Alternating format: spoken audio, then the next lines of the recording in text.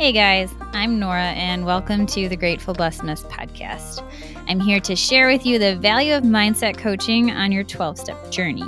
I am a 12-stepper and certified mindset coach with a huge heart for those who struggle to stay sober and abstinent and cannot figure out why, and for those who are abstinent but still long to feel happy, joyous, and free.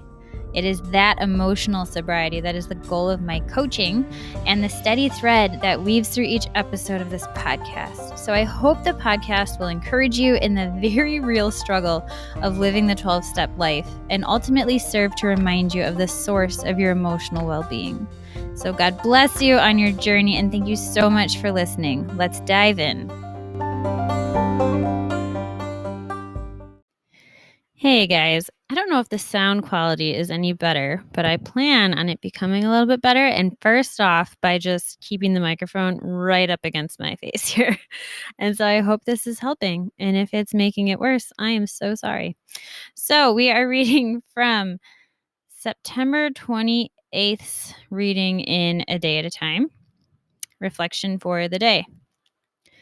Now that we're free from our addictions, living life one day at a time, we can begin to stop making unreasonable demands upon those we love.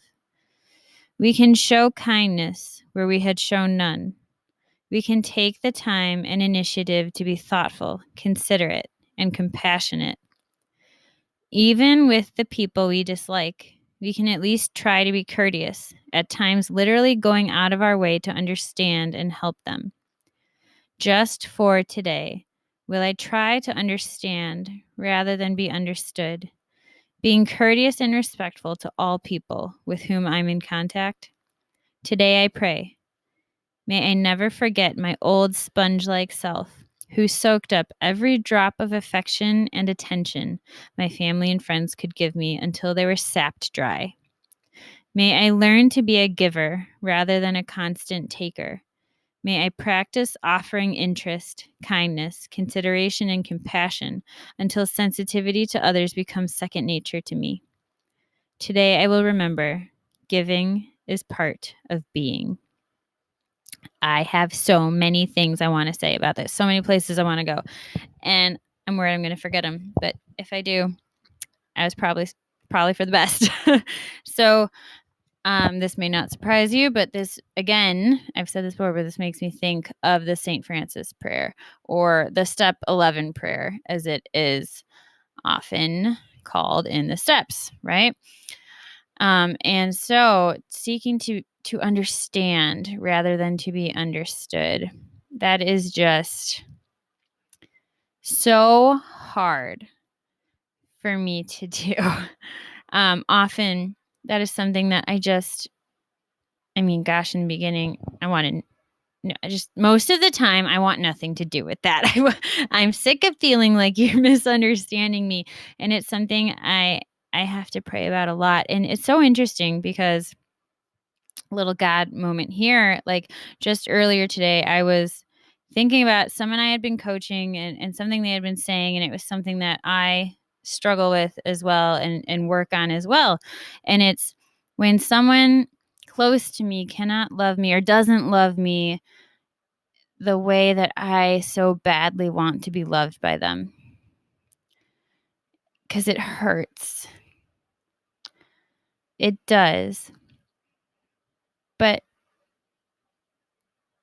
I continue to find that pain is just an indicator for something lacking in me. Something in me that I haven't given, haven't turned over to my higher power. It's something that I'm actually attached to. Now, there are certain pains where, like, we don't want to be rocks, where it's like, whatever happens, and it's totally fine, and I'm totally fine with it. No, I think it's good to desire certain things and love people and be pained by losses because it means we love someone. And I think on this side of heaven, that's a good pain, to have sorrow over something good that was lost. And so there is a degree of goodness in that sorrow. Like, I want to be seen and understood by you, and I want to be loved in a way that I understand because the way you're loving me, I don't get it. I know that you're loving me, but I don't, it like bounces off of me. But there's something here. So while that's a good thing, this is a both and. We talk about this a lot in the Catholic Church, where you can hold two things that are seemingly contradictory, one in each hand, and know that they're both good. And you don't have to say no to one or the other. We're going to hold both. And it's confusing and it's hard and it makes our brains hurt a little bit. But I think this is emotional maturity. Someone told me that once who was coaching me, and I think she was spot on. And again, Megan Geffert, Arm to the Heart. Check out her podcast. Shout out to her. What about holding both things in one hand? Sorry. Holding two things seemingly contradictory in each hand. And it's knowing that my desire to be loved in a way that I understand is good, but I can also make that an idol. And by idol, I mean something that has my allegiance more than my higher power. And for us in the programs, what brought us in was our substance of choice, having that allegiance as number one, because we stopped at nothing to get it, to meet it, to cower to it in whatever way that we felt we had to. And so if there's something in me that disrupts my interior harmony and peace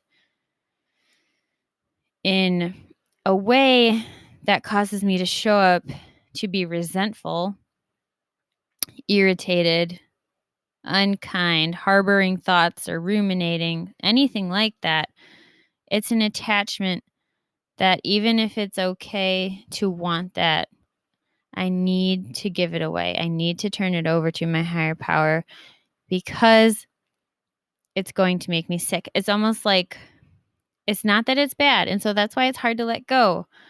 But it's almost like I'm just not at that level yet. Like I'm just not that good.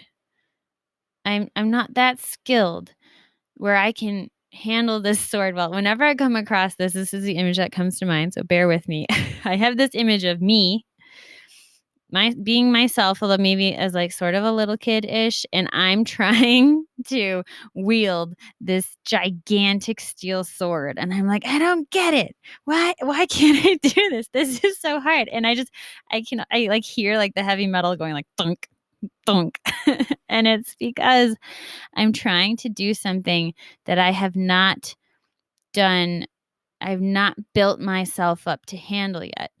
So at the moment, the emotional strength and dexterity and maturity that I have, I'm not yet able to hold on to feelings of you're not loving me in the way that I want to be loved. I can't hold on to that and not let it like sour my spirit. And so for now, maybe I'll get to a place where I can communicate that beautifully and it ends up bringing this person and I closer together. But right now, I can feel my legs getting like boily and hot. I'm not there.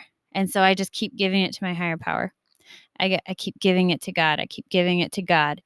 And I hope, and that's where I'm at. So let me know where you're at. And maybe this helped you. Maybe it gave you the freedom to just be where you're at and not where you want to be.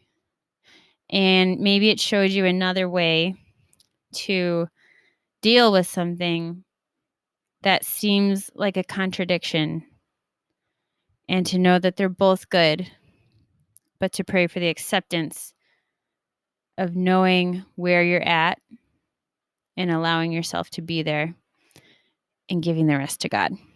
With that, I pass.